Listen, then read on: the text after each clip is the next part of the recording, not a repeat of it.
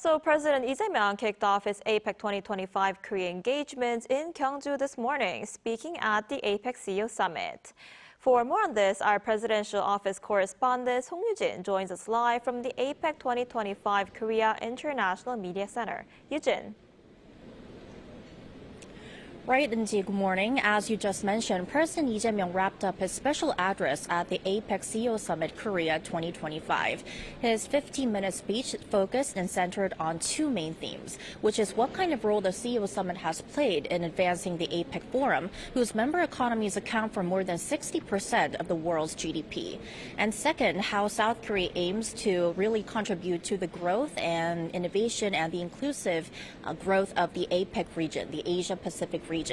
Now, the CEO Summit, which began yesterday, brings together 1,700 CEOs, business leaders, experts, and government representatives from the member economies.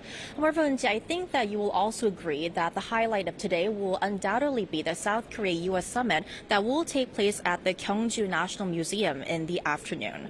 For the second time, President Lee will be sitting down with President Donald Trump, who is making a two-day state visit to South Korea starting today.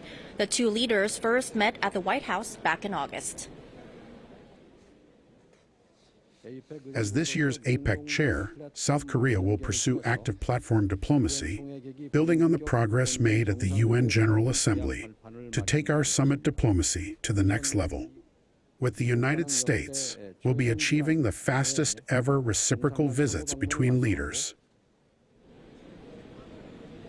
So according to South Korea's presidential office, the government will award Trump the Grand Order of Mugunghwa, the country's highest order.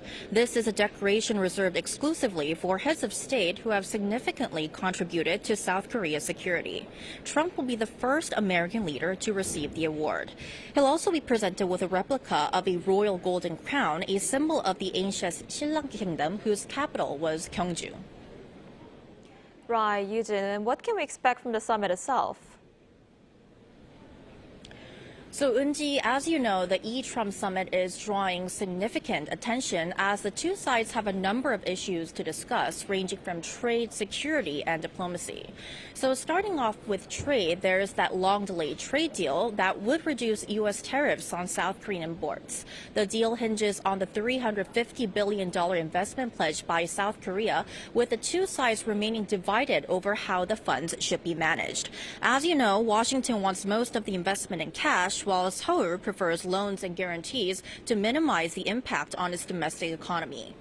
Moving on to security, the allies are working on a new deal, which could include South Korea boosting its defense spending and revising the bilateral nuclear cooperation agreement to expand Seoul's ability to reprocess spent fuel and enrich uranium for civilian energy use. And of course, we cannot talk about North Korea because during their August summit, President Lee asked President Trump to be a peacemaker and help bring Pyongyang back to dialogue.